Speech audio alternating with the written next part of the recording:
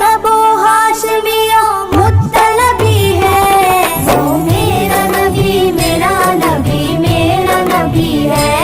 মানুষের একটা common phenomena হচ্ছে মানুষের সমাজ পরিবর্তনশীল। মানুষ খুব দ্রুত পরিবর্তন হয়। 15 to 20 ইয়ার্সের মধ্যে, 15-20 বছরের মধ্যে এই পরিবর্তনটা আস্তে আস্তে বৃদ্ধি পায়, বৃদ্ধি পেতে থাকে। এক সময় 50 বছরের পর পরিবর্তনটা অনেক বেশি হয়ে যায়। আমরা 50 বছরে না যাই, 20 বছর পর্যন্ত সীমাবদ্ধ থাকি। এই যে 20 বছরের পরিবর্তন, এই পরিবর্তনটা মানুষের সামগ্রিক জীবনে হয়। এখানে আমাদের ছাত্র ভাইয়েরা রয়েছেন, বিশেষ করে আমি তাদের দিকে খেয়াল করে বলছি কথাগুলা। আমাদের চিন্তা চেতনায়, আমাদের লিখনীতে, আমাদের যুক্তি, আমাদের চিন্তাধারা, চিন্তার ধরন, গঠন, আকৃতি, প্রকৃতি, সামাজিক জীবন, রাজনৈতিক জীবন, অর্থনৈতিক জীবন, সামগ্রিক জীবনের মধ্যে একটা পরিবর্তন আসে প্রতি 20 বছর পর পর, এবং পরিবর্তনটা সামনের দিকে যেতে থাকে। এক সময় পরিবর্তনটা এত বেড়ে যায়, 100 বছর পর একজন মুজাদ্দিদের দরকার হয়। কিন্তু 20 বছরের মধ্যে পরিবর্তনটা আসে। এখন আমাদের সমাজের মধ্যে মানুষের যে ইন্টেলেকচুয়াল অ্যাপ্রোচ, এটার একটা ট্রান্সফরমেশন হয়েছে গত 20 বছরের পরে, 20 বছরের মধ্যে, লাস্ট 20 ইয়ার্সের মধ্যে মানুষের, আমাদের আপনাদের যে ইন্টেলেকচুয়াল অ্যাপ্রোচ, সেটা একটা পরিবর্তন এসেছে, একটা ট্রান্সফরমেশনের ভিতর দিয়ে যাচ্ছে। এই পরিবর্তনটা কেন হয়েছে? এখানে modern ecological movement, modern scientific movement, philosophical movement, সব কিছু মিলে মানুষের যে একটা ইন্টেলেকচুয়াল অ্যাপ্রোচ, এটা from the east two West, একেবারে প্রাচ্য থেকে পাশ্চাত্য পর্যন্ত এই পরিবর্তনটা হয়েছে। এই পরিবর্তনটা হওয়ার পরে আমাদের নতুন প্রজন্ম, এরা ট্রেডিশনালিটি থেকে রেশনালিটির দিকে চলে গেছে। মানে এটা শুরু হয়েছে ট্রেডিশনালিটি থেকে, চলে গেছে রেশনালিটির দিকে, এবং দিন বদিন আমরা রেশনাল হতে যাচ্ছি। রেশনালিটি সেটা আপনি কি করে বুঝবেন? আপনি দেখবেন আমাদের এখানে ওয়াই শব্দটা বেড়ে গেছে। ওয়াই, আমরা আগে যে কোনো জিনিস ট্রেডিশনালি চিন্তা করতাম, আমরা আমাদের বড়দেরকে সম্মান করি। আমাদের নতুন প্রজন্মের কাছে আমি এই সম্মান, যেমন আমি আনিস সাহেব স্বাভাবিকভাবে আমাদের সিনিয়র অত্র প্রতিষ্ঠানের ডাইরেক্টর, তো আমাদের একটা সম্মান আছে। আমার সাথে যদি আমার ছেলে থাকতো, আমি যে আন্দাজে সম্মান করছি সেটা মেনে নিতে পারতো না। কেন? দেখেন, নতুন প্রজন্ম সম্মানটাকে অস্বীকার করে না। সম্মানের যে মাজহার, মানে যে আন্দাজে আমরা সম্মানটা প্রকাশ করি, বুঝতে পেরেছেন, সেটাকে সে অস্বীকার করে। আমি সম্মানে আমার মায়ের মাথায় তেল লাগিয়ে দেই, মায়ের পা টিপে দেই। এখন আমার নতুন প্রজন্মের ছেলে যখন দেখে, সে রিয়াকশন করে, বাবা how funny it is, how funny it is. কেন? কারণ তার কাছে জিনিসটা ফানি, যেটা আমার কাছে সম্মানের অন্যতম একটা বিষয়, এটা তার কাছে ফানি হয়ে গেছে। কেন? এই যে ইকোলজিক্যাল মুভমেন্ট, সায়েন্টিফিক মুভমেন্ট এবং ফিলোসফিক্যাল মুভমেন্ট, এই 3-4 মুভমেন্টের কারণে মানুষের যে ইন্টেলেকচুয়াল অ্যাপ্রোচ, সেটা ট্র্যাডিশনালিটি থেকে রেশনালিটির দিকে চলে যাচ্ছে। এবং রেশনালিটি যেতে যেতে একসময় প্রশ্ন রাইজ করবে, ধর্ম আমাদের আদৌ কোনো প্রয়োজন আছে কি না। বুঝতে পেরেছেন? ওয়েস্টার্ন কান্ট্রিতে এখন এই প্রশ্নটা নর্মাল হয়ে গেছে। আমি আপনাদেরকে কথাগুলা কেন বলছি এই কারণে, আমরা কিছু জিনিস বুঝতে হবে। আমাদের শ্রোতা, আমি বিশেষ করে আমার নতুন প্রজন্ম যারা আমার বয়সে আছেন, বেটা আমাকে মহব্বত করেন, ভালোবাসেন, আমি আপনাদেরকে দ্বীনের প্রেজেন্টেশনটা কিভাবে হবে, আমি যখন প্রেজেন্ট করব, আমাকে বুঝতে হবে আমি ট্রেডিশনাল মানুষের সাথে ডিল করছি না, আমি রেশনাল মানুষের সাথে ডিল করছি। আমি ইমোশনাল মানুষের সাথে ডিল করছি না, আমি ক্রিটিক্যাল মানুষের সাথে ডিল করছি। সেই হেতু আমাকে আমার আল্লাহ দাওয়ার একটা মেথোডোলজি দিয়েছেন। মেথোডোলজিটা কি? উদু ইলা সাবিলি রাব্বিকা বিল হিকমা। হিকমতের কথা কেন বললেন আল্লাহ? হিকমত মানে উইজডম। শব্দ এমন ব্যবহার করেছেন, ফ্লেক্সিবল, কিয়ামতের আগ পর্যন্ত আপনি হিকমত শব্দটা ব্যবহার করতে পারবেন। আপনার ইন্টেলেকচুয়ালিটি যেখানেই যান, আপনি যতই ট্রেডিশনাল, রেশনাল, ক্রিটিক্যাল হন না কেন, হিকমত শব্দটি for each and every individual, এটা অ্যাপ্লিকেবল, সমস্ত সোসাইটির জন্য অ্যাপ্লিকেবল। আমার আল্লাহ বলছেন, দ্বীনের জাওয়াত যখন দিবা, তো হিকমতের সাথে, উইজডমের সাথে, শ্রোতার ইন্টেলেকচুয়াল ডেভেলপমেন্ট মাথায় রেখে, সে কি পারসেপটিভ না কনসেপটিভ না ইমোশনাল, এই তাবৎ বিষয়গুলো মাথায় রেখে তুমি দিনটাকে প্রেজেন্ট করবা। এখন এরপরে দ্বিতীয় মেথোডোলজির দ্বিতীয় আর্টিকেল, সেটা কি? বিল হিকমা ওয়াল মাউইজাতিল হাসানা। ওয়াল মাউইজাতিল হাসানা, জেনারেল মানুষ আছে, আপনি জেনারেল মানুষের সামনে যদি ফিলোসফিক্যাল কথা বলেন, সায়েন্টিফিক কথা বলেন, এটা তাদেরকে আপিল করবে না। আপনি তাদেরকে মোটিভেশন দিয়ে কথা বলতে হবে, নর্মাল জিনিস, যেভাবে আমার আল্লাহ জান্নাতের কথা বলেছেন, আমার আল্লাহ জাহান্নামের কথা বলেছেন, আমার আল্লাহ আল্লাহর কুরবতের কথা বলেছেন, নর্মাল কথা, ছোটখাটো কথা। কিন্তু যাদের ভিতরে ব্রেইন আছে, আল্লাহ তাদেরকে বলেছেন না, সানুরিহিম আয়াতিনা ফিল আফাক ওয়া ফি আনফুসিহিম হাত্তা ইয়াতাবায়্যানা লাহুম আন্নাহুল হক আল্লাযীনা ইয়াযকুরুনা আল্লাহা কিয়ামান ওয়া কুউদান ওয়া আলা জুনুবিহিম ওয়া ইয়াতাফাক্কারুনা ফি খালকিস সামাওয়াতি ওয়াল আরদ রব্বানা মা খালাকতা হাযা বাতিলা সুবহানাকা ফাকিনা আযাবান নার। এখন ইউনিভার্সের ক্রিয়েশন নিয়ে রিসার্চ আমি করতে পারবো না, এটার জন্য বড় সায়েন্টিস্ট দরকার। তো সায়েন্টিস্টের জন্য কোরআনে পাকের আলাদা আয়াত রয়েছে। সাধারণ মানুষজনের জন্য আল্লাহ জান্নাতের কথা বলে আমাদেরকে অ্যাপ্রিসিয়েট করেছেন, আমাদেরকে ইন্সপায়ার করেছেন। এরপরে ওয়াজাদিলহুম বিল্লাতি হিয়া আহসান, এখানে আমি আপনাদের অ্যাটেনশন ড্র করব। কোন জায়গায় যদি আমাকে ডিবেট করতে হয়, আমাকে ডিবেট করতে হয়, সেই জায়গার মধ্যেও আমার আল্লাহ বলছেন তোমার ডিবেটের ভাষা যেন সুন্দর হয়, সেখানে যেন মাধুরী থাকে, সেখানে যেন সৌন্দর্য থাকে, মোটিভেশন থাকে, কনভিন্সিং হয়। আপনি হযরতে মূসা আলাইহিস সালামকে যখন আল্লাহ ফেরাউনের কাছে পাঠিয়েছেন, মূসা এবং হারুন, কি বলা হচ্ছে? ইযহাবা ইলা ফিরাউন ফা ইন্নাহু তাগা, ফেরাউনের কাছে যাও, সে সীমালঙ্ঘন করেছে। তো ফেরাউনের কাছে দিন কিভাবে বলবা? তো আমার আল্লাহ বলছেন ফাকুলা লাহু কাউলাল লাইয়িনা লাআল্লাহু ইয়াতাযাক্কারু আও ইয়াখশা, তার কাছে দ্বীনের প্রেজেন্টেশনটা কাউলে লাইয়িন মানে অনেক সফট, অনেক মধুর, হার্ট টাচিং করে দিনটাকে প্রেজেন্ট করো। এখন আমরা যদি বুঝতে হবে যে ট্রেডিশনালিটি থেকে রেশনালিটির দিকে সমাজ খুব তাড়াতাড়ি অগ্রসর হচ্ছে, কাজে আমরা যারা আছি আমাদের মধ্যে ঐক্য থাকতে হবে। আমরা একজন আরেকজনকে যদি কাফের, মুশরিক, বেদাতি বলি, তো সাধারণ যে শ্রোতা কলেজ বিশ্ববিদ্যালয়ে যাচ্ছে তারা ডিস্টার্বড হবে। তারা কি হবে? ডিস্টার্বড হবে। হেট্রেড, ঘৃণা ছড়ানো যাবে না। আপনি কি করবেন? আপনার কাছে আল্লাহ আপনার জিম্মাদারি দিয়েছেন দুইটা, আপনি কথা প্রেজেন্ট করবেন, সেই প্রেজেন্টেশনের মধ্যে দলিল থাকবে, মোটিভেশন থাকবে, বাকি আর কোনো কিছু থাকতে পারবে না। সেখানে আমার নফস থাকতে পারবে না, আমার জিতে যাওয়ার মুড থাকতে পারবে না। কেন? যদি নফস ঢুকে যায় আল্লাহ বের হয়ে যান, যদি নফস ঢুকে যায় আল্লাহ বের হয়ে যান। আমি আমার দায়িত্ব শুধু পৌঁছিয়ে দেওয়া, আপনাকে মানানো না। মানানোর দায়িত্ব আল্লাহ নিজের কুদরতের হাতে নিয়ে নিয়েছেন, এটা কারো হাতে দেন নাই। আপনারা বুঝতে পেরেছেন? তাহলে মাজহারে মহব্বতের কথা বলেছি, মহব্বত আপন জায়গায় আছে, মাজহারের মধ্যে ফারাক আছে। সাহাবায়ে কেরামের মহব্বতের মাজহার দেখেন নাই? সাহাবায়ে কেরাম আমার নবীকে মহব্বত করতেন না? মহব্বত করতেন না? মহব্বত না করে উপায় নাই, এটা আসলুল ঈমান, রুকনুল ঈমান। মাজহার কি ছিল? আমার নবীর থুতু মুবারক নিয়ে মুখে আর বুকে লাগানো, এটা in the history of mankind কোন প্রজা তাদের রাজার ক্ষেত্রে ভালোবাসার এই প্রকাশ দেখান নাই।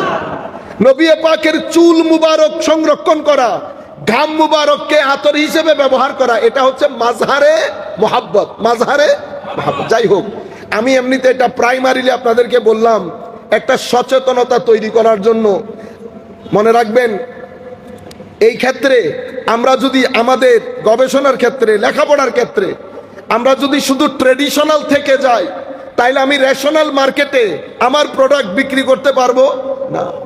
আমাকে কি করতে হবে? রেশনাল বিষয়গুলো কিছুটা লেখাপড়া করতে হবে, তাহলে আমি রেশনাল মার্কেটে গিয়ে কথাবার্তা বলতে পারবো। বিদায় হজ্জের ভাষণ, বিদায় হজ্জের ভাষণ মানবতার ইতিহাসে সেদিন একটা ঈদের দিন, একটা খুশির দিন। সমাজের মধ্যে যারা অধিকার বঞ্চিত ছিল, সমাজের মধ্যে যাদের সমাজের মধ্যে হাহাকার ছিল, অধিকার বঞ্চিত, অপেক্ষাকৃত নিষ্পেষিত গরিব জনতার জন্য একটা ঈদের দিন, খুশির দিন ছিল। কেন? আমার নবী 23 বছরের তাবলীগে দ্বীনের পরে একেবারে শেষ সময়ে এসে পৃথিবীতে একটা নতুন ওয়ার্ল্ড অর্ডার ঘোষণা করেন বিদায় হজ দিয়ে। বিদায় হজ্জের ভাষণ দিয়ে। এটা পৃথিবীর একটা নতুন ওয়ার্ল্ড অর্ডার, আপনি মনে করতে পারেন a new world order in the history of mankind. এই ওয়ার্ল্ড অর্ডারের মধ্যে কিসের ভিত্তিতে? হিউম্যান রাইটসের উপর, ইকুয়ালিটির উপর, জাস্টিসের উপর, মানুষের মৌলিক অধিকারের উপর। হুজুর করিম সাল্লাল্লাহু আলাইহি ওয়াসাল্লাম অ্যানাউন্স করেছেন, পুরা বিশ্ববাসীর জন্য করেছেন। সেই জিনিসটাকে আমরা বুঝতে হলে আমরা আমার নবী সাল্লাল্লাহু আলাইহি ওয়াসাল্লামের তাবলীগের শুরুর দিক থেকে চলে যায়। সম্মানিত উপস্থিতি, মানুষ, আমরা এখানে যতগুলো মানুষ বসা, আমরা রঙের দিক থেকে ভিন্ন, চিন্তা চেতনার দিক থেকে ভিন্ন। পৃথিবীর মানুষ যদি ধরি, ধর্মের দিক থেকে, রেসের দিক থেকে, কালারের দিক থেকে, ল্যাঙ্গুয়েজের দিক থেকে, চিন্তা চেতনার দিক থেকে, সংস্কৃতির দিক থেকে, ট্র্যাডিশনের দিক থেকে, সকল দিক থেকে মানুষ ভিন্ন, মানুষ ভিন্ন। এই ভিন্ন ভিন্ন মানুষগুলোকে এক সুতোয় বাঁধার জন্য, এক সুতোতে বাঁধার জন্য, এই ভিন্ন ভিন্ন মানুষগুলোকে এক রাস্তায় নিয়ে যাওয়ার জন্য, এই ভিন্ন ভিন্ন মানুষগুলোকে আল্লাহর হেদায়েতের বাণী শোনানোর জন্য এমন একজনের দরকার ছিল যিনি এম্বডিমেন্ট অফ পিস হবেন, এম্বডিমেন্ট অফ পিস, আপাদ মস্তক যিনি রহমত হবেন। আমার আল্লাহ সেই কারণে আমার নবীকে প্রেরণ করেছেন, এবং আমার নবীর আমার নবীর যে পুরা স্ট্রাকচার, সেই স্ট্রাকচারের হেডলাইন বানিয়েছেন রহমাতুল্লিল আলামিন। কেন? কারণ রহমাতুল্লিল আলামিন ছাড়া এই ভিন্ন ভিন্ন মানুষগুলোকে একসাথে এনে নিজের লিডারশিপ প্রতিষ্ঠা করা এবং সকলের জন্য কাজ করা, সকলের কাছে হেদায়েতের বাণী পৌঁছিয়ে দেওয়া, এটা কোশ্চিনকালেও সম্ভব হতো না। আমরা আমাদের একটা বাড়ির লোকজনকে একসাথে করতে পারি না, পারি? যারা বাড়ির লোকজনকে কোনো রকম ম্যানেজ করি, ওয়ার্ডের লোকগুলাকে ম্যানেজ করতে পারি না, গ্রামের লোক ম্যানেজ করতে পারি না। এখন এক নবী, উনি কোনো বাড়ির না, গ্রামের না, পুরা গোষ্ঠী, পুরা পৃথিবীর মানুষের জন্য। কালার ভিন্ন, ল্যাঙ্গুয়েজ ভিন্ন, মেন্টালিটি ভিন্ন, চিন্তাধারা ভিন্ন, সকল মানুষগুলোকে হুজুর করিম সাল্লাল্লাহু আলাইহি ওয়াসাল্লাম এক জায়গায় নিয়ে আসার জন্য আমার আল্লাহ বানিয়েছেন এবং বলেছেন ওয়ামা আরসালনাকা ইল্লা রাহমাতাল লিল আলামিন। এবং রহমাতুল্লিল আলামিনের বিষয় আমার নবী সাল্লাল্লাহু আলাইহি ওয়াসাল্লামের অবস্থা দেখেন।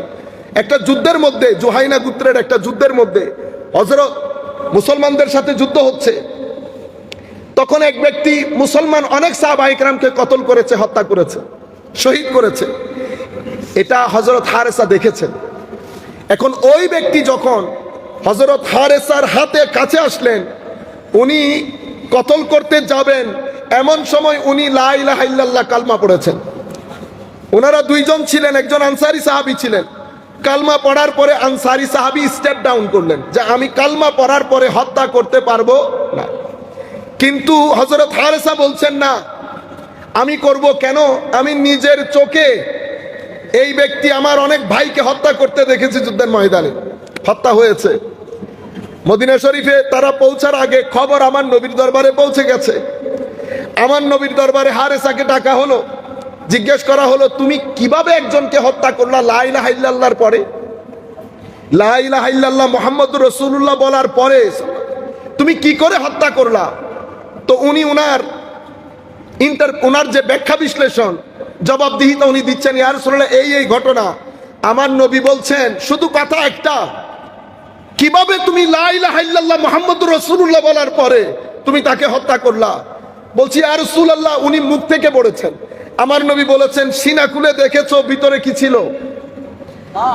তখন আমার নবী যখন বারবার বলছেন কিভাবে হত্যা করলা, কিভাবে হত্যা করলা, তখন হযরত হারেসা বলছেন আমার মন চাইছিল কাশ ওই দিনের পূর্বে আমি ইসলামই কবুল না করতাম, আমার জন্য ভালো ছিল। তখন উনি বলছেন ইয়া রাসূলুল্লাহ আমার জন্য দোয়া করেন আল্লাহর দরবারে, ইস্তেগফার করেন আমার জন্য। তখনও আমার নবী বলছেন কিভাবে হত্যা করলা। বুঝতে পেরেছেন? তাহলে মেসেজ কি? মেসেজ হচ্ছে উনি হত্যা করার জন্য আসেন নাই। যদি হত্যা করার জন্য আসতেন, পৃথিবীর চার্টারের মধ্যে যখন যুদ্ধবন্দীদেরকে হত্যা করা হতো এবং যুদ্ধের মধ্যে নির্বিচারে হত্যা করা হতো, সেই সময়ের মধ্যে আমার নবী যখন বাধ্য হয়েছেন যুদ্ধ করতে, সাহাবায়ে কেরামকে ডেকে বলছেন, আমার সাহাবায়ে কেরাম, কোন শিশু হত্যা করা যাবে না, নারী হত্যা করা যাবে না, বৃদ্ধ মানুষ হত্যা করা যাবে না, শস্যক্ষেত্র জ্বালিয়ে দেওয়া যাবে না, কোন সিনাগোগ নন মুসলিমের কোন উপাসনালয় ধ্বংস করে দেওয়া যাবে না, কোন শস্যক্ষেত্র রেসিডেন্সিয়াল এরিয়া জ্বালিয়ে দেওয়া যাবে না। তো ইয়া রাসূলুল্লাহ, হত্যা কাকে করব? যারা যুদ্ধের ময়দানে, non combatant should not be killed. You can only kill and deal with those who are combatant in the battlefield. যারা যুদ্ধের ময়দানে তোমাদেরকে হত্যা করতে এসেছে, যুদ্ধ করছে, তাদেরকে ছাড়া বাকি কাউকে টাচ করা যাবে না। সেই কারণে আমার নবী সাল্লাল্লাহু আলাইহি ওয়াসাল্লামকে যখন মুনাফিকদেরকে বদদুয়া দিতে বলা হলো, আমার নবী বলছেন, আমি লাআন হিসাবে আল্লাহ আমাকে প্রেরণ করেন নাই। আমি টোটাল কথাগুলা বলছি রাসূল পাক সাল্লাল্লাহু আলাইহি ইসলামের মেসেজটা বুঝার জন্য। আমার নবী সাল্লাল্লাহু আলাইহি ইসলামকে কি জন্য প্রেরণ করেছেন আল্লাহ, মেসেজটা কেমন ছিল, সম্পর্ক কেমন ছিল। ইহুদির লাশ যাচ্ছে, আমার নবী দাঁড়িয়ে গেছেন, সাহাবায়ে কেরাম জিজ্ঞেস করলেন, ইয়া রাসূলুল্লাহ, ইহুদির লাশ। আমার নবী বলেছেন, মানুষ না ও কি মানুষ না? রহমাতুল লিল আলামিন। আমার নবীর দরবারে ভিক্ষা করার জন্য, সাহায্যের জন্য শুধু মুসলমান আসতো না, নন মুসলিমও আমার নবীর দরবারে ভিক্ষার জন্য আসতেন। আমার নবীকে অজুর পানি দিতেন একটা ইহুদির ছেলে। ইমাম আহমদ ইবনে হাম্বল ওনার মুসনাদের মধ্যে রিওয়ায়াতটা এনেছেন, আমাদের সহিহ হাদিসের কিতাবের মধ্যে রিওয়ায়াত এসেছে। আমার নবী কি বলেছেন, তুমি ইহুদির ছেলে, ইউ শুড গেট লস্ট? আমার নবী বলেন নাই, আমার নবী বলেন নাই। তাহলে আমরা মেসেজটা বুঝার জন্য, এই মেসেজের মধ্যে যে একটা সার্বজনীনতা শুরু থেকে ছিল, আমি একটার পর একটা আপনাদেরকে বলে যাব। পুরো বিষয়টা তুলে ধরার পরে আমরা বিদায় হজ্জের ভাষণের মধ্যে আসব। সম্মানিত উপস্থিতি, পুরো মেসেজটা বুঝার জন্য আপনি যদি দ্বীন শব্দের অর্থের দিকে যান, তো দ্বীন ইসলামের যে মেসেজ, এটা ইজিলি আপনি বুঝতে পারবেন। একটা সিভিল সোসাইটি তৈরি করার জন্য একটা আইন লাগে, একটা প্রশাসন লাগে, আইনের সুষ্ঠু প্রয়োগ লাগে, জবাবদিহিতা লাগে। এটার মাধ্যমে একটা সিভিল সোসাইটি তৈরি হয়। আমাদের ধর্মের নাম দ্বীন, আমাদের ধর্মের নাম ইন্না দীনা ইনদাল্লাহিল ইসলাম। তো দ্বীন শব্দের অর্থ কোরআনে পাকের মধ্যে অনেক অর্থে ব্যবহৃত হয়েছে, সেদিকে গেলে আরেকটা দরজা খুলে যাবে। সব আমাদের সাবজেক্ট নির্ধারিত, আমরা শুধু আমাদের রেলেভেন্স অংশটুকু নেব। দ্বীন মালিকি ইয়াউমি দ্বীন, এখানে দ্বীন শব্দের অর্থ অ্যাকাউন্টেবিলিটি। অ্যাকাউন্টেবিলিটি, আপনি যাই করেন ইউ আর অ্যাকাউন্টেবল। আপনি এখানে যা মন চাই করতে পারবেন না। একটা সিভিল সোসাইটির মধ্যে you are accountable, you can not do anything you want, you are not allowed. আপনি যা মন চাই করতে পারবেন না। তো দ্বীনের একটা অর্থ কি? অ্যাকাউন্টেবিলিটি, জবাবদিহিতা। সেজন্য কিয়ামতের দিনকে জবাবদিহিতার দিন বলে, মালিকি ইয়াউমিদ দ্বীন। দ্বীনের আরেকটা অংশ লাকুম দীনুকুম ওয়ালিয়া দ্বীন, মানে হচ্ছে সামগ্রিক জীবন ব্যবস্থা। একটা দেশের আইনের মধ্যে আপনার জীবনের যা কিছু প্রয়োজন সব কিছুর বিধান তৈরি করে। তো এখানে আমার দ্বীনের মধ্যে সামগ্রিক জীবন ব্যবস্থা রয়েছে। আর কোরআনে পাকের মধ্যে এই দ্বীন শব্দটি আরেক জায়গায় ল অফ অ্যান অথরিটি অর্থে ব্যবহৃত হয়েছে।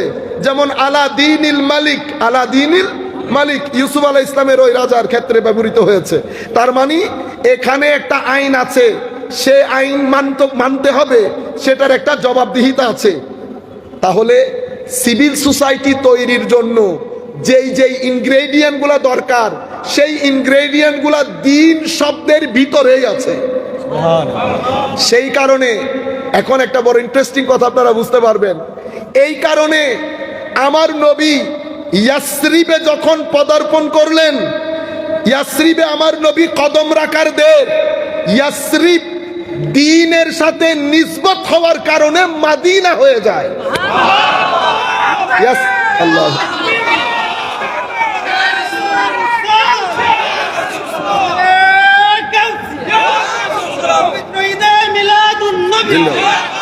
সম্মানিত উপস্থিতি, বলতে চাচ্ছিলাম দ্বীন প্রতিষ্ঠা হওয়ার কারণে মদিনা বলেন, দাইনুনা বলেন, দিয়ানা বলেন, তামাদ্দুন বলেন, এগুলা সব কিছুর মূল শব্দ একটা, মূল শব্দ একটা। তাইলে দিন প্রতিষ্ঠা হয়েছে, সেই কারণে মাদিনা হয়েছে। মাদিনা বাংলাতে আমরা শহর বলি, ইংরেজিতে টাউন বলি। এটাকে আপনি বলতে পারেন, যদি আমি গ্রিক ফিলোসফির ল্যাঙ্গুয়েজে বলি, সিটি স্টেট। কি বলে? City state. তো মদিনা দিন প্রতিষ্ঠা হওয়ার কারণে সিটি হয়ে গেছে। তার মানে এখানে এখন থেকে যা মন চাই করতে পারবেন। এখানে একটা আইন আছে, আইনের একজন প্রণেতা আছে, এখানে জবাবদিহিতা আছে, এখানে সমতা আছে। আইন আমার নবী দিয়েছেন মিসাকে মদিনা দিয়ে। মিসাকে, the first ever written constitution in the history of mankind, মানবতার ইতিহাসের প্রথম লিখিত সংবিধান। 47 আর্টিকেলস দিয়ে আমার নবী একটা সংবিধান রচনা করে পুরা মদিনা শরীফ, যেটা ইতোপূর্বে ইয়াসরিব ছিল, যখন যা মন চায় তা করত। কথায় কথায় গৃহযুদ্ধ লাগতো, কথায় কথায় মানুষ হত্যা হতো। এহেন পরিস্থিতির মধ্যে দিন প্রতিষ্ঠা হয়েছে, মানে কি? ল প্রতিষ্ঠা হয়েছে, অ্যাকাউন্টেবিলিটি প্রতিষ্ঠা হয়েছে, কমপ্লিট কোড অফ লাইফ প্রতিষ্ঠা হয়েছে। এই দিনের কারণে ইয়াসরিব হয়ে গেছে মদিনা, ইয়াসরিব হয়ে গেছে Medina. The most safest territory in the history of mankind. আমার নবী মদিনায় কদম দেওয়ার সাথে সাথে মদিনায়ে মুনাওয়ারা পৃথিবীর অন্যতম নিরাপদ শহরে পরিণত হয়। কেন? দিন প্রতিষ্ঠা হওয়ার কারণে। এখানে আরেকটা জিনিস পুরা কনসেপ্ট ক্লিয়ার করার জন্য, দিনের মধ্যে ইনগ্রেডিয়েন্ট তিনটা। কয়টা? তিনটা। তিনটা স্তম্ভের উপর দিন দাঁড়িয়ে আছে। হাদিসে জিবরিল আপনারা অনেকেই পড়েছেন, অনেকে জানেন। হাদিসে জিবরিলের মধ্যে তিনটা জিনিসের সংমিশ্রণকে, তিনটা জিনিসকে একত্রে আমার নবী বলেছেন দিন। ঈমান, ইসলাম, ইহসান। ঈমান, ইসলাম, ইহসান। ঈমান বিশ্বাসগত দিক, ইসলাম অনুশীলনের দিক, ইহসান আপনার moral, ethical, spiritual aspect of your life. আপনারা বুঝতে পেরেছেন? নামাজের যেমন একটা আয়াত পড়লে বুঝতে পারবেন আমি ইহসান বিষয়টা কি। পবিত্র কোরআনের মধ্যে আল্লাহ বলেছেন, কদ আফলাহাল মুমিনুন আল্লাযীনা হুম ফি সালাতিহিম খাশিউন। মুসলমান মুমিন সফল হয়েছে কারা? যাদের নামাজের মধ্যে খুশু আছে। কি আছে? খুশু। খুশু মানে কি? খুশু অর্থ হচ্ছে আপনি যখন আল্লাহর দরবারে দাঁড়িয়েছেন, আপনি ভিতর বাহির, আপনার ভিতর থেকে মহান আল্লাহর দরবারে দাঁড়িয়েছেন, এটা মাথায় এসে যখন আপনার ভিতর জগৎ কেঁপে উঠবে, আপনার ভিতর জগতের যে কনসেন্ট্রেশন, সেটা যখন নামাজ থেকে বাইরে যাবে না, আপনি যখন ভিতর এবং বাহির থেকে ফুললি নামাজের মধ্যে ফোকাস করবেন, ওটাকে বলা হয় খাশিউন। কি বলা হয়?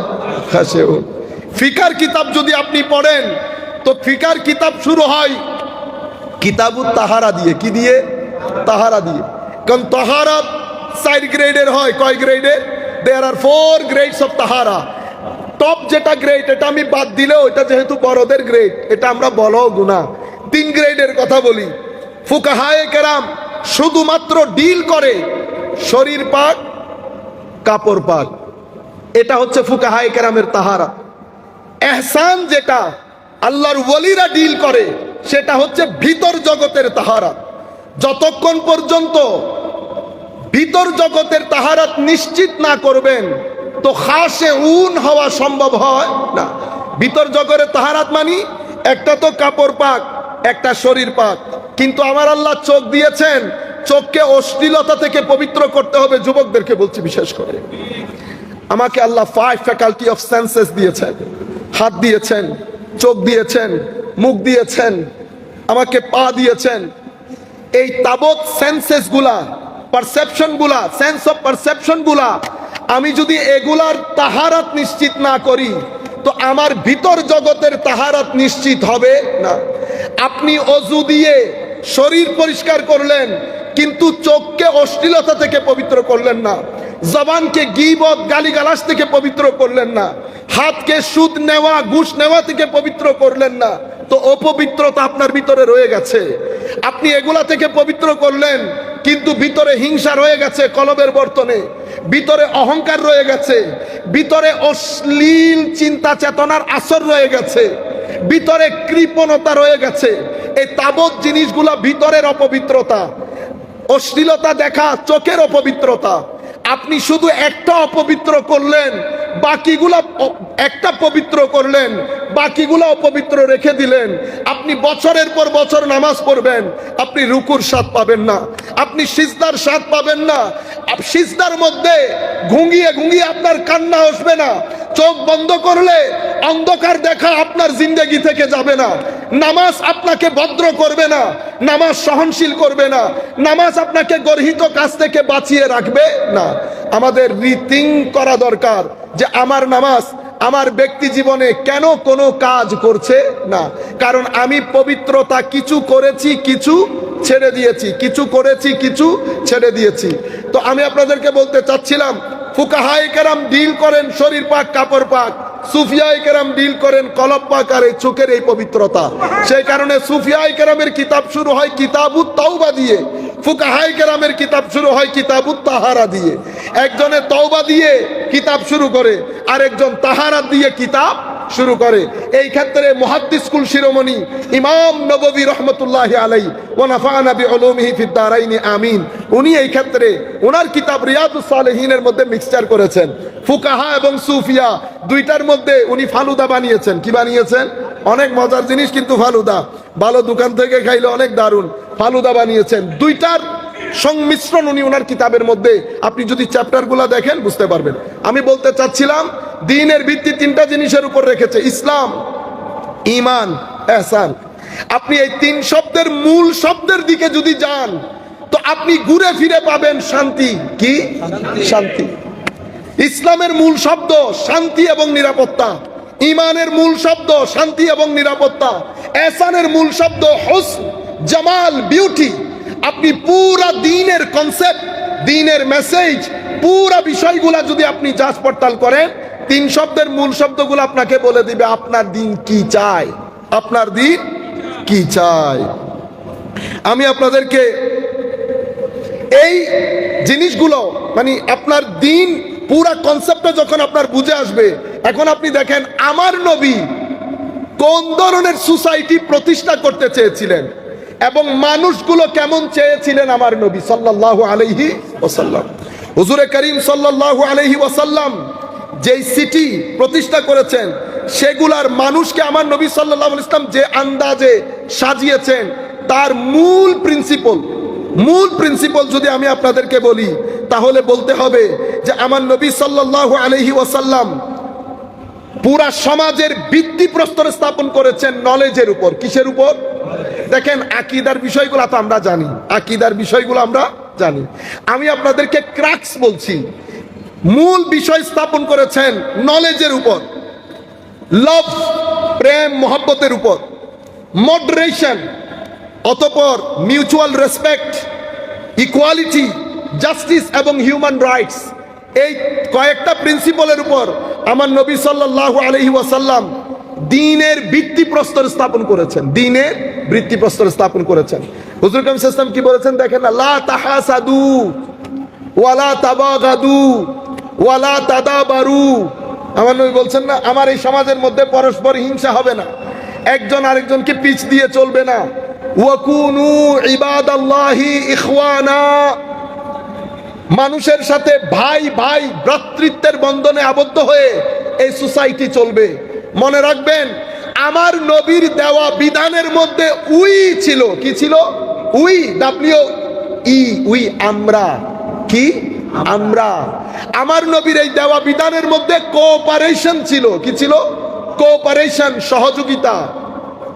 আপনি যখন আমার নবীর দেওয়া বিধান থেকে বের হবেন তো আপনি উইয়ের মধ্যে থাকতে পারবেন না, এটা আই হয়ে যাবে। কি হয়ে যাবে? আই। যখন সোসাইটির মধ্যে আই প্রতিষ্ঠিত হয় তো সোসাইটি কোঅপারেশন থেকে বের হয়ে কম্পিটিশনের দিকে চলে যায়। সোসাইটির মধ্যে এখন আমরা কি করি? হুজুর সেলফি, কি কই? কিফি, সেলফি। ছবির মধ্যে পর্যন্ত আনা আমি চলে এসেছে, আমরার কনসেপ্ট আর নাই। মনে রাখবেন, দ্বীন আমরার কনসেপ্ট দেয়, দ্বীন কোঅপারেশনের কনসেপ্ট দেয়। আর আপনি যখন দিন থেকে বের হবেন তো এই উইটা আয়ে পরিণত হয়, কোঅপারেশন কম্পিটিশনে পরিণত হয়।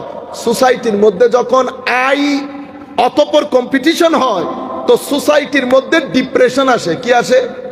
ডিপ্রেশন। আপনি সোসাইটিকে ফ্রাস্ট্রেশন থেকে বাঁচাতে পারবেন না। কেন? কারণ সোসাইটি অতি আই কেন্দ্রিক এবং কম্পিটিশন কেন্দ্রিক হওয়ার কারণে কলবের যে বর্তন সেটা লক হয়ে যায়। কি হয়ে যায়? লক। যখন আপনি জিক্রে ইলাহি বন্ধ করে দেবেন, তিলাওয়াতে কোরআন বন্ধ করে দেবেন, সহযোগিতা বন্ধ করে দেবেন, আপনি লাখ চেষ্টা করবেন আপনার ভিতরকে আপনি আনলক করতে পারবেন না। আল্লাহু ইয়াকবিদু ওয়া ইয়াবসুতু ওয়া ইলাইহি তুরজাউন। আল্লাহ সুবহানাহু ওয়া তাআলা is he who expands and constricts your heart. Expansion of your heart and condensed of your heart depends on the pleasure of Almighty Allah. আল্লাহর সন্তুষ্টি, আল্লাহ যদি এটাকে এক্সপান্ড করেন এক্সপান্ড হয়, আল্লাহ যদি কনডেন্সড করেন কনস্ট্রিক্ট করেন কনস্ট্রিক্ট হয়ে যায়। হার্ট যদি আল্লাহ কনস্ট্রিক্ট করে দেন, কখন করেন? যখন আপনার জিন্দেগি থেকে জিক্রে ইলাহি খতম হয়ে যায়, তিলাওয়াতে কোরআন খতম হয়ে যায়, পাঞ্জেখানা নামাজে আমরা আসি না। আমাদের নওজোয়ান নসল বেটা আমরা বুকে হাত দিয়ে বলি শেষ কোনবার কোরআনে পাকের তিলাওয়াত করেছি। এমন একটা কিতাব, আপনি যদি আমাকে বলেন এই কিতাব নিয়ে নাসাতে যেতে, আল্লাহর ইজ্জতের কসম বিন্দু পরিমাণ হেজিটেশন হবে না আমার কিতাব নাসাতে নিয়ে যেতে। কেন? আমার কোরআন নাসার জন্য মুজিজা, আমার কোরআন হারবার্ডের জন্য মুজিজা। সেদিনও মুজিজা ছিল, আজকেও মুজিজা আছে। কিন্তু আমরা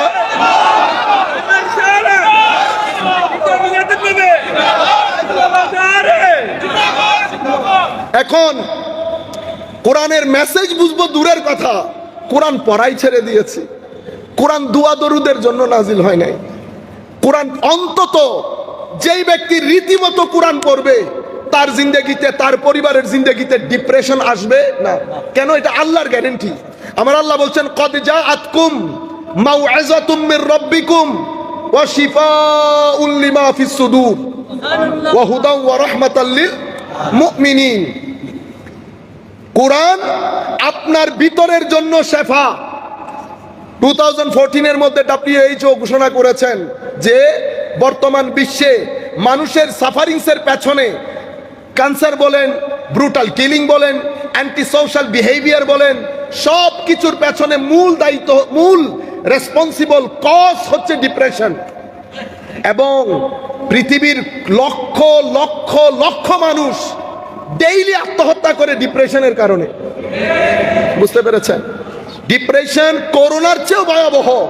এটার কোনো পিল নাই, এটার কোনো ওষুধ নাই। এটার ওষুধ জিক্রে ইলাহি, এটার ওষুধ জিক্রে ইলাহি, এটার ওষুধ তিলাওয়াতে কোরআন। করোনার মধ্যে মানুষ আত্মহত্যা করেছে, মুসলমানদের কেউ আত্মহত্যা করে নাই। ইল্লা মাশাআল্লাহ কয়েকজন কেউ কিছু করলে ডাজন্ট ম্যাটার। কিন্তু ব্রডার পার্সপেক্টিভে আমরা যারা ওয়েস্টার্ন কান্ট্রিতে ছিলাম সবাই পাগল হয়ে গেছিল যে মুসলমানদের মধ্যে এত এত সুকুন। তারা আমাকে আমার সামনে থাকেন, উনি আমাকে জিজ্ঞেস করতেছেন তোমার মধ্যে কোনো টেনশন নাই? তা বললাম কিসের টেনশন? এই যে সারাদিন ঘরে বসে থাকো, আল্লাহ মওলার ইচ্ছা, আল্লাহর ইচ্ছা। তো উনি আমাকে বলতেছেন শেষে অনেকক্ষণ কথা বলার পর বলতেছেন Saif, your religion is really amazing. তোমার ধর্মটা আসলে অ্যামেজিং। আমি আল্লাহর দরবারে শুকরিয়া আদায় করি, মাওলা আপনি এই ধর্মের মধ্যে আমাদের জন্মগ্রহণ করিয়েছেন, নবী করিম সাল্লাল্লাহু আলাইহি ওয়াসাল্লামের মতো নবী দান করেছেন, কোরআনের মতো কিতাব দান করেছেন, ইসলামের মতো এত অসম্ভব আধুনিক একটা ধর্ম আমাদেরকে দিয়েছেন। আপনারা বিশ্বাস করেন ওয়েস্টার্ন কান্ট্রিতে কোনো জায়গায় দিন ইসলামের কথা বলতে আমাদের কখনো হেজিটেশন হয় না। কেন? কারণ এর চেয়ে আধুনিক ধর্ম হতে পারে না। এর চেয়ে, কারণ দিন বাদ দিয়ে আপনি সমাজের মধ্যে শান্তি প্রতিষ্ঠা করতে পারবেন না। আমি আপনাকে কবর হাসরের কথা বলবো না, এটা বড় হুজুররা বলবেন। কবর হাসর সেটা অনেক বড় জিনিস, আমরা গুনাহগার মানুষ, আমাদের মুখে সেটা মানায় না। কিন্তু আমি দুনিয়ার কথা বলতেছি। গ্যারেন্টি দুনিয়ার জীবনে আপনি শান্তি ম্যানেজ করতে পারবেন যদি দিন বাদ দিয়ে পৃথিবী শান্তি পাইতো, তো ওয়েস্টার্ন কান্ট্রি সবচেয়ে বেশি শান্তির দেশ হইতো। আপনারা বুঝতে পেরেছেন? আমি আপনাদেরকে বলতে চাচ্ছিলাম, সালাতুন ইয়া রাসূলুল্লাহ আলাইকুম সালামুন ইয়া হাবিবাল্লাহ আলাইকুম। এখন crux of the holy prophet's message, দ্বীনের, আমাদের নবী যে দ্বীন নিয়ে এসেছেন, আপনি যদি আমাকে বলেন হুজুর এটার crux of the message of দ্বীন এটা কি, আমি আপনাকে এক বাক্যে বলবো দুইটা জিনিস, একটা এলম নলেজ আর একটা আখলাক চরিত্র। এই দুইটা হচ্ছে ক্রাক্স অথবা সেলিয়েন্ট feature of the message of holy prophet সাল্লাল্লাহু আলাইহি ওয়াসাল্লাম। সেই কারণে আল্লাহ আমার নবীর সব কিছুই মহান, কিন্তু দুইটা জিনিসকে আল্লাহ মহান বলেছেন। এক, আমার নবীর জ্ঞানকে, কি কে? জ্ঞানকে বলেছেন আজিম, ওয়া আল্লামাকা মা লাম তাকুন তা'লাম ওয়া কানা ফাদলুল্লাহি আলাইকা আজিমা। জ্ঞানকে হাবিব যা জানতেন না সব কিছু জানিয়েছি। এখন আপনি যদি আমাকে জিজ্ঞেস করেন হুজুর আপনি কি জানেন না, তো আমি আপনাকে বলবো আমি তো কোনো কিছুই জানি না। আমি আসমান, জমিন, জমিনের ভিতরে কি আছে, আসমানের উপরে কি আছে, আরশ, কুরসি, লৌহ, কলম, সমুদ্র, সমুদ্রের ভিতরে, আমি তো কোনো কিছুই জানি না। ইউনিভার্স, কোনো কিছুই জানি না। তো আমি তো আমার নবীকে আল্লাহ বলছেন ও আল্লাহ মাকা মা লাম তাকুন তা'লাম, যা জানতেন না সবকিছু জানানো হয়েছে। এরপরে আমার আল্লাহ নিজে অ্যাপ্রিসিয়েট করছেন ওয়া কানা ফাদলুল্লাহি আলাইকা আজিমা। এল, দ্বিতীয় আখলাক চরিত্র, যেটা আমাদের মধ্যে নাই। ওয়া ইন্নাকা লা আলা খুলুকিন আযীম। আমার নবীর আখলাক, আমার নবীর এলম, এই দুইটা জিনিসকে আল্লাহ আজিম বলেছেন। হুজুর কারীম সাল্লাল্লাহু আলাইহি ওয়াসাল্লামের দ্বীনের যদি লুব্বে লুবাব যেটা সামারাইজ করতে বলেন, দুইটা জিনিস আমি বলবো, একটা চরিত্র আর একটা জ্ঞান। সেই কারণে আপনি যদি দেখেন দ্বীনের প্রথম বাণী কুল হুয়াল্লাহু আহাদ ছিল না, কি ছিল? ইকরা বিসমি রাব্বিকাল্লাযী খালাক খালাকাল ইনসানা মিন আলাক। আমি এখানে একটা ইন্টারেস্টিং কথা বলি আপনাদেরকে। আলাক শব্দটি মানে হচ্ছে ঝুলানো মাংস, বুঝতে পেরেছেন? এখন মডার্ন সায়েন্স বলছে মায়ের পেটের দ্বিতীয় স্টেজে সন্তান দেখতে জোকের মতো লাগে। জোক চিনেন আপনারা?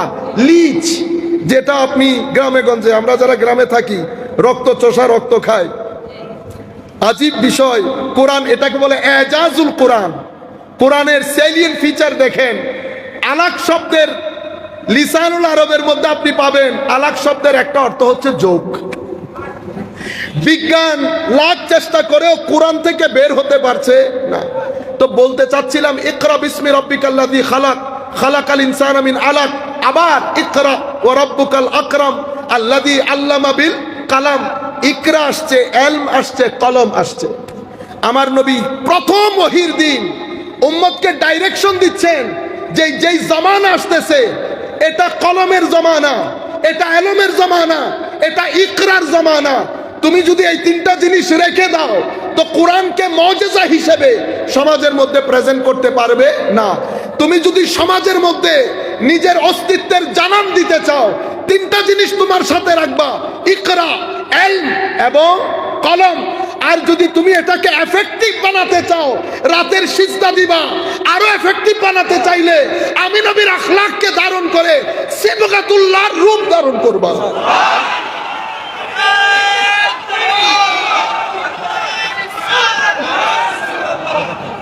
সম্মানিত উপস্থিতি, আমার নবী সাল্লাল্লাহু আলাইহি ওয়াসাল্লাম পার্সোনালিটি কেমন ছিলেন দেখেন। মানুষ আসতো দূর দূরান্ত থেকে, কেউ রাগ নিয়ে, কেউ ক্ষোভ নিয়ে, কেউ হিংসা নিয়ে, কেউ বিদ্বেষ নিয়ে। নবীর পার্সোনালিটি, নবীর পাশে বসছে, আমার নবীর চেহারা মুবারক দেখে 50% গলে গেছে। আমার নবী যেই একটু মুস্কি হাসি দিত, আমার নবীর দাঁত মুবারক গিলে দিয়ে খিলখিল করে নূর বের হতো, সেই ব্যক্তি ওই মুহূর্তের মধ্যেই গলে যেত। আমার নবী জবান দিয়ে আর কথা বলতে হতো না। সেই কারণে বায়ান দুই ধরনের হয়। কয় ধরনের? কারণ নবীদেরকে ওমা আরসালনামির রাসূল ইল্লা বিলিসানে কওমিহি লিয়ুবাইয়িনা লাহুম, নবীদেরকে স্ব জাতির ভাষা দিয়ে পাঠানো হয়েছে কি করার জন্য? দ্বীন বায়ান করার জন্য। তো ইয়া রাসূলুল্লাহ, আপনি চলে গেলে বায়ান কে করবে? তো আমার উম্মতের আলেমরা করবে। উম্মতের আলেম তিন ধরনের: আসহাবুর রিওয়ায়া, আসহাবুদ দিরায়া, আসহাবুল মুজাহাদা ওয়াল মুশাহাদা। বায়ান দুই ধরনের হয়, একটা বায়ানে কালি আর একটা বায়ানে হালি। বায়ানে কালি আমরা যারা নামাজ দোয়া সিজদা নাই তারা করি, জবান দিয়ে বলতে বলতে বলতে হঠাৎ করে একটা মানুষ নামাজে যায়, একটা মানুষ নামাজে যায়। কেন আমার ভাইরা? একটা হচ্ছে ভিতরে নূর রেখে চোখ দিয়ে দেখে জবান দিয়ে কথা বলা।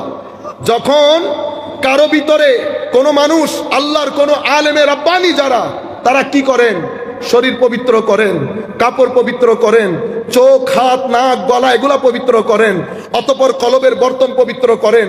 তিন তাহারাত যখন একসাথে হয়ে যায়, যখন ভিতরে লা ইলাহা বলার পরে সবকিছু বের হয়ে যায়, ইল্লাল্লাহর বাড়ি যখন কলবের বর্তনে পড়ে, নূরে ইলাহির ঢেউ খেলে, আল্লাহ রাব্বুল আলামিন সেই কলবের বর্তনে আফামান শারাহাল্লাহু সাদরাহু লিল ইসলামে ফাহু আলা নূরিম মির রাব্বে, আমার আল্লাহ সেই কলবের বর্তনকে নূরে মুহাম্মাদি, নূরে খুদাবন্দির আটলান্টিক মহাসাগর করে দেয়।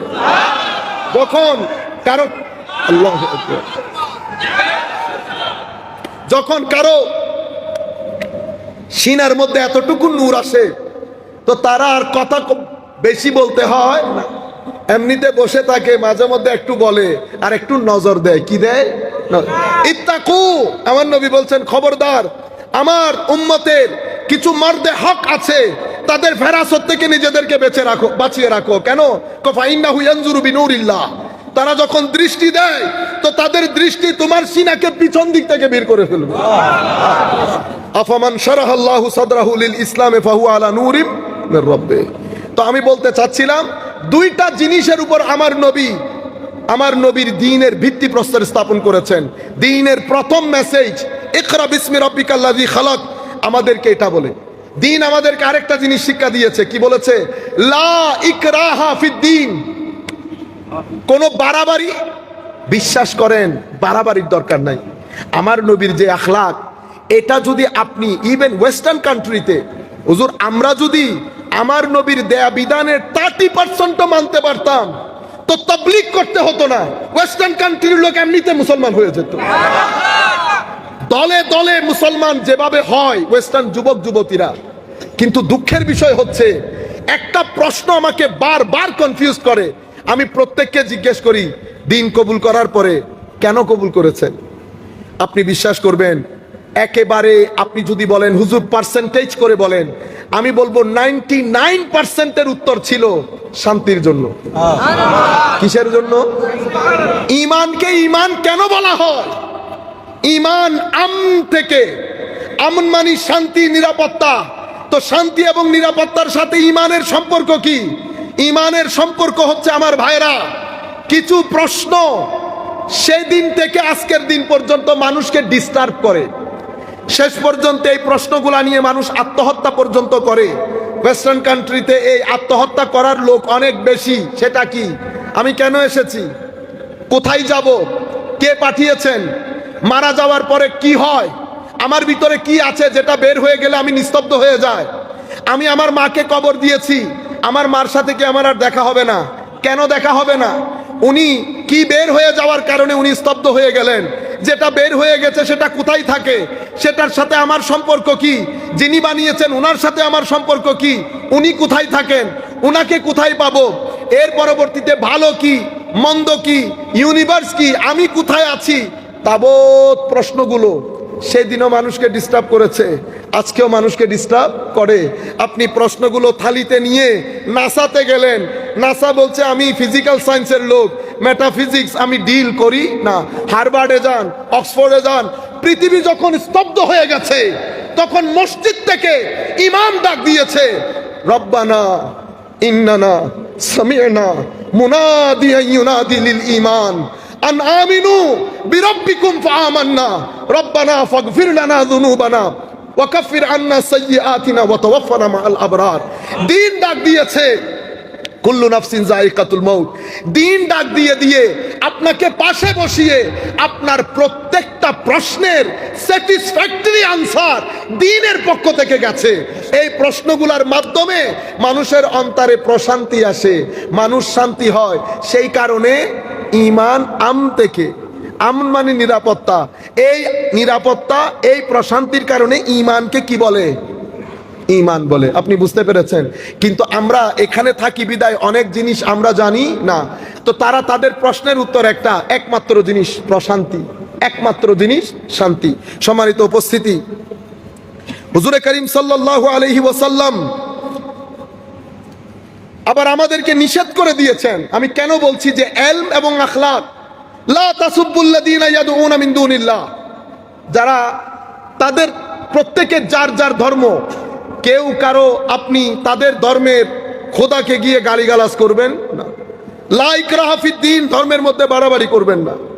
লা ইয়ানহাকুমুল্লাহ, আমার আল্লাহ বলছেন যারা তোমাদেরকে রাষ্ট্র থেকে বের করে দিয়েছে, তোমাদের উপর জুলুম করেছে, তারা ছাড়া বাকি সবার সাথে আনতাবার রুহুম ওয়া তুকসিতু ইলাইহিম, তাদের সাথে সদ্ব্যবহার করবা, জাস্টিস প্রতিষ্ঠা করবা। ইন্নাল্লাহা ইউহিব্বুল মুকসিতিন। আপনারা বুঝতে পেরেছেন পুরা কনসেপ্টটা? এর পরবর্তীতে আপনি যদি বদরের যুদ্ধের দিকে তাকান, আজীব, আমার নবী বদরের যুদ্ধে যুদ্ধবন্দী হয়েছে, মুসলমানরা জিতে গেছে। কশ্চিন কালেও কেউ বিশ্বাস করে নাই মুসলমানরা এভাবে জিতে যাবে। মুসলমানরা জিতলো, যুদ্ধবন্দী হলো। যুদ্ধবন্দীর আইন ছিল হত্যা করা, মানে all the war prisoner has to be killed, end of the story. কিন্তু আমার নবী সাল্লাল্লাহু আলাইহি ওয়াসাল্লাম, আমা আরসালনাকা ইল্লা রাহমাতাল লিল আলামিন, আমার নবী প্রথম যুদ্ধবন্দীদের জন্য অ্যামেন্ডমেন্ট করলেন ইন্টারন্যাশনাল লর মধ্যে, আন্তর্জাতিক যুদ্ধবন্দী আইনে প্রথম অ্যামেন্ডমেন্ট আমার নবী রহমাতুল লিল আলামিনের করা সাল্লাল্লাহু আলাইহি ওয়াসাল্লাম। বলেছে না হত্যা হবে না। আমার নবী বলছে তোমাদের মধ্যে কেউ যদি ব্লাড মানি দিতে পারো, টাকা দিয়ে দিও। রাষ্ট্রের তো কোনো টাকা নাই, রাষ্ট্রের টাকার প্রয়োজন। এখন রাষ্ট্র ইচ্ছে করলে এদেরকে নিয়েও যেতে পারবে না, খাওয়াইতে পড়াইতে তো হবে। আমার নবী সাল্লাল্লাহু আলাইহি ওয়াসাল্লাম গোলাম বানানোর কথা বলেছেন, কিন্তু গোলামের জন্য শর্ত যেটা দিয়েছেন সেটা হলে আর গোলাম থাকে, তুমি যা খাবে তা খাওয়াবে, যা পড়বে তা পড়াবে, সাধ্যের বাইরে কষ্ট দেবে না। নাম গোলাম থাকলেও ইন এফেক্ট গোলাম নাই। আমার নবী সাল্লাল্লাহু আলাইহি ওয়াসাল্লাম যেটা বলতে চাচ্ছি, কুরাইশের ওই কাফেরদের মানুষজনকে ডেকে বললেন, তোমাদের মধ্যে যারা শিক্ষিত তারা যদি আমার মদিনার 10 জন বাচ্চাকে শিক্ষিত করতে পারো, এটা তোমাদের মুক্তিপণ। আপনি এই বিষয়টাকে পৃথিবীর হিস্ট্রির প্রথম লিটারেসি মুভমেন্ট বলতে পারেন। প্রথম লিটারেসি মুভমেন্ট, শিক্ষার জন্য আন্দোলন প্রথম আমার নবী করেছেন। তো বোঝা যায় না আমার নবী কি চাচ্ছিলেন সমাজের মধ্যে। সম্মানিত উপস্থিতি, এভাবে বলতে গেলে অনেক কিছু। আমি এখন জাফর বিন আবি তালেব, জাফর ইবনে আবি তালেব,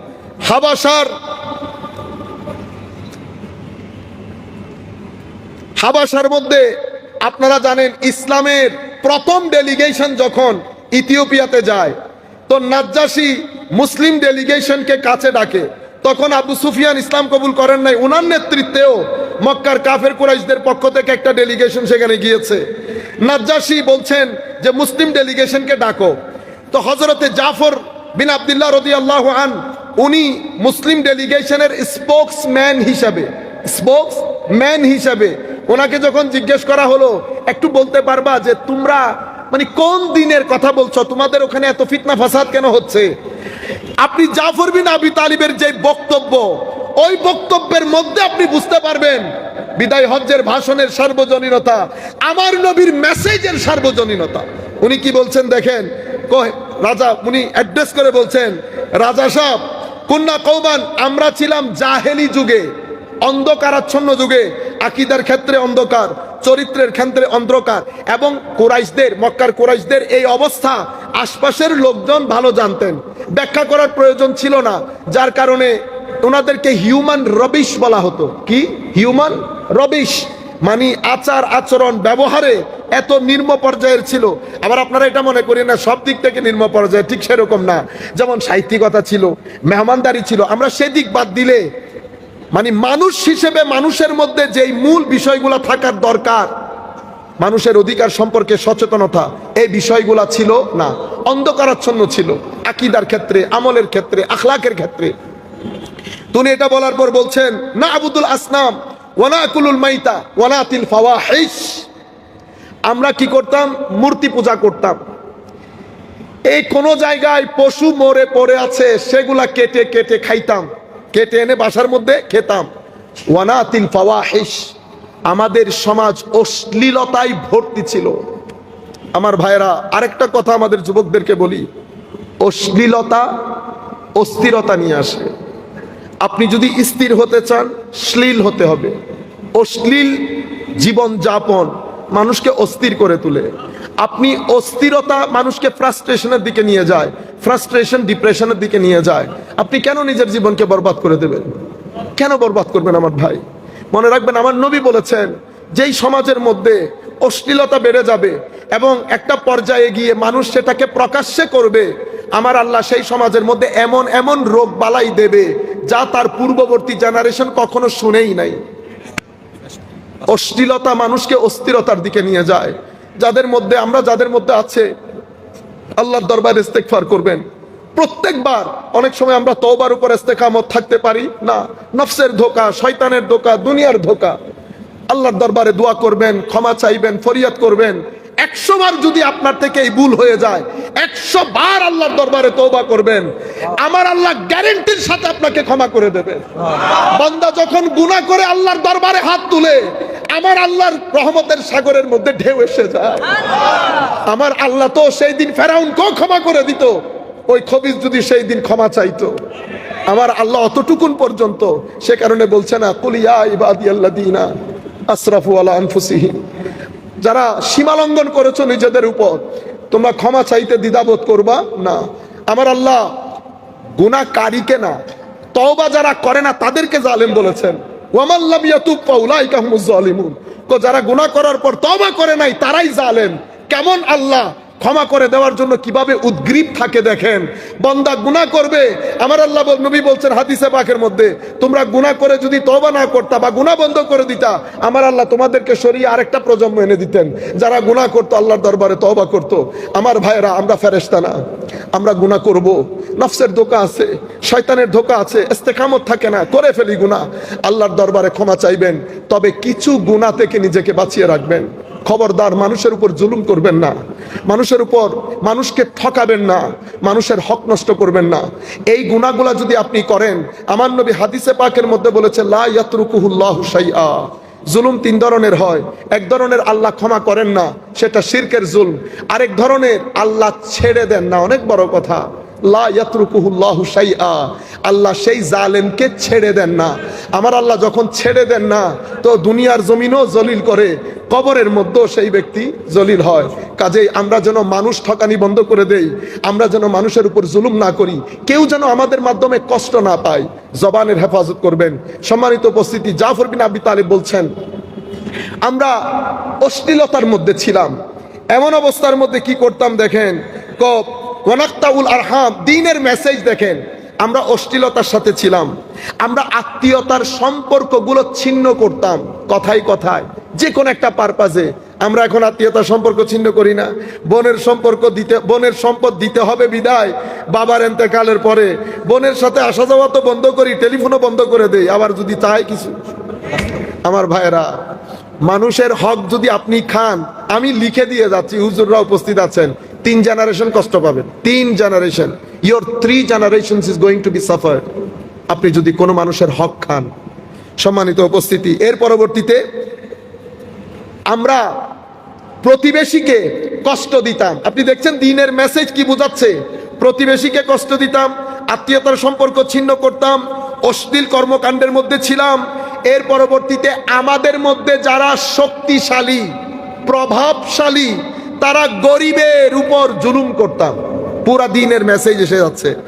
এমন অবস্থার মধ্যে ইয়াকুলু আল কাবিয়্যু মিন্নাদ দাঈফ ফাকানা আলা যালিকা হাত্তা বাআসাল্লাহু ইলাইনা রাসূলা। আমরা এই অবস্থার মধ্যে যখন আত্মীয়তার সম্পর্ক ছিন্ন, প্রতিবেশীর হক আদায় করতাম না, আমরা অশ্লীলতার মধ্যে নিমজ্জিত ছিলাম, আমাদের মধ্যে প্রভাবশালী গ্রুপ অপেক্ষাকৃত দুর্বল এবং অধিকার বঞ্চিত শ্রেণীর উপর জুলুম করত, এমন অবস্থা যখন চলছিল, মাওলাই করিম আমাদের মধ্য থেকে একজনকে রসুল হিসেবে প্রেরণ করেন। তার পরিবার, তার রক্ত, তার পারিবারিক ঐতিহ্য, তার সত্যবাদিতা, তার ন্যায়পরায়ণতা, তার পবিত্রতা, তার সৌন্দর্য, তার সামগ্রিক বিষয় পুরা এলাকার মধ্যে প্রসিদ্ধ, পুরা এলাকার মধ্যে প্রসিদ্ধ।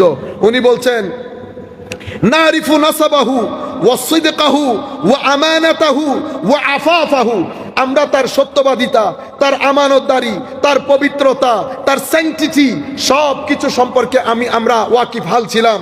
ফাদাআনা ইলাল্লাহি তাআলা, উনি এসে আমাদেরকে এক আল্লাহর ইবাদতের দিকে ডাকলেন এবং আমাদেরকে ওই কাজগুলা থেকে নিষেধ করলেন। কি থেকে? অশ্লীলতা মুক্ত, মিথ্যা না বলতে বলেছেন, মানুষকে কষ্ট না দিতে বলেছেন। এই এতক্ষণ পর্যন্ত আমি যেগুলো আপনাদেরকে বলে এসেছি, আমার নবী ওই মেসেজ হাবাসার নাজ্জাশীর দরবারে হযরত জাফর বিন আবি তালিব তুলে ধরেছেন। সালাতুনিয়া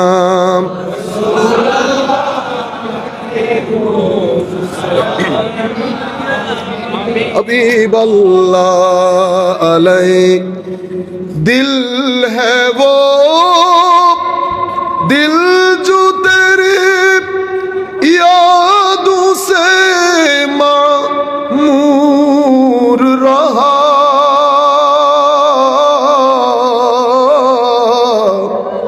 सर है वो सर जो तेरे कदमों पे कुर्बान गया। सलातुनिया रसूल अल्लाह अलैकुम सलामुनिया हबीब अल्लाह अलैकुम। পরিস্থিতি এটা ছিল। আমরা আমাদের বক্তব্যের শেষ অংশে চলে এসেছি একেবারে, আর 5 মিনিটের মধ্যে আমরা শেষ করব। পরিস্থিতি এরকম ছিল। এই অবস্থার মধ্যে আমার নবী এসেছেন। 23 বছর আমার নবী স্ট্রাগল করেছেন। শিক্ষা, চরিত্র, মানুষের অধিকার, কালার, রং, রিলিজিয়ন এগুলা না দেখে শুধু মানুষ হিসেবে মানুষের অধিকার নিশ্চিত করা আমার নবী। আল্লাহ কোরআনের আয়াত নাজিল করেছেন, কি বলেছেন? ইন্নাল্লাহা ইয়া'মুরুকুম, আল্লাহ তোমাদের কুমদেরকে হুকুম দিচ্ছেন, সকল কুম তোমাদেরকে, কি আনতুয়াদ্দুল আমানাত ইলা আহলিহা, তোমরা আল আমানাত, একদম আমানা এটা বহু বচনের উপর আলিফ লাম যখন জয়েন হয় অর্থের মধ্যে এক্সপানশন থাকে। উলামায়ে কেরাম বুঝবেন, আমরা কোনো আলেম না, এগুলো বোঝার কথা না। তো আমি বলতে চাচ্ছিলাম সকল প্রকার আমানত তোমরা যেন এই আমানতের যোগ্য ব্যক্তির হাতে অর্পণ করো। এটা আমার রেসপন্সিবিলিটি হচ্ছে। যেই কোনো ধরনের আমানত, যিনি যেই চেয়ারে বসার যোগ্য, আমার যদি ভোট দেওয়ার ক্ষমতা থাকে, আমি ভোট দিয়ে ওনাকে ওই চেয়ারে বসানো, প্রফেসর হোক, ইঞ্জিনিয়ার হোক, সমাজপতি হোক, এটা আমানত। আমি এই কাজটা করব, এটা আমার দায়িত্ব। এখন ওনার দায়িত্ব কি? ওয়াইজা হাকামতুম বাইনান নাসি আন তাহকুমু বিল আদল, ওনার দায়িত্ব হচ্ছে বিচার যখন করবেন আদালতের উপর ভিত্তি করে করবেন, কোন রং, কোন কালার, কোন ধর্ম দেখা ছাড়া। আমার নবী 23 বছর তবলিগ, 23 বছরের স্ট্রাগল। মদিনা শরীফের মধ্যে 87টা ছোট বড় যুদ্ধ। আপনারা বলতে পারেন মানুষ কয়জন মারা গেছে? 450 থেকে 500 মানুষ মারা গেছে, বোথ সাইড, উভয় পক্ষের, মুসলিম এবং কাফের। পৃথিবীর মানুষ বিশ্বাস করে না। আমি যখন বলেছি, আমাদের একজন লোকাল অফিসার, সে আমাকে বলতেছে, are you crazy? I am not crazy at all. How should I believe? I said, you have to, no way. This is what happened in the history of Islam. Just about 500 people has been killed in all 87 battles in the time of the Holy Prophet sallallahu alaihi wasallam. মাত্র 500 লোক। ঘটনা কি হয়েছে জানেন? 15,000 square ফিটের Medina শরীফ, এটা doctor professor Sheikh Hamidullah বলেছেন, 15,000 square ফিটের মদিনা শরীফ আমার নবী যখন দুনিয়া ছেড়ে চলে যাচ্ছেন 32 লাখ স্কোয়ার ফিটের মদিনা শরীফে পরিণত হয়েছে।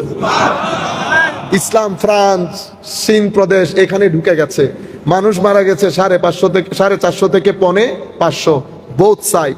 আপনারা বুঝতে পারছেন আমার নবী দ্বীনের মেসেজের ভিত্তি কোথায় রেখেছিলেন। এরপরে আমার নবী বিদায় হজ্জের ভাষণে বক্তব্য দিতে উঠলেন। পৃথিবীর ইতিহাসে একটা নতুন ওয়ার্ল্ড অর্ডার রচিত হচ্ছে, নতুন ওয়ার্ল্ড অর্ডার। কেউ বিশ্বাসও করে নাই।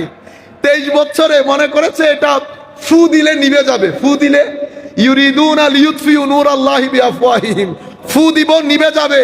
কিন্তু তারা বুঝতে পারেন নাই আমার নবী মূল জায়গায় হাত দিয়েছেন। আমার নবী গরিবের পক্ষে কথা বলেছেন। আমার নবীর চরিত্র ওনারা আচ্ছা মনে না করার কারণও আছে। ওনারা মনে করেছেন মক্কা শরীফে 13 বছর তবলিগের পরে সাহাবায়ে কেরামের সংখ্যা ছিল 450 থেকে 550।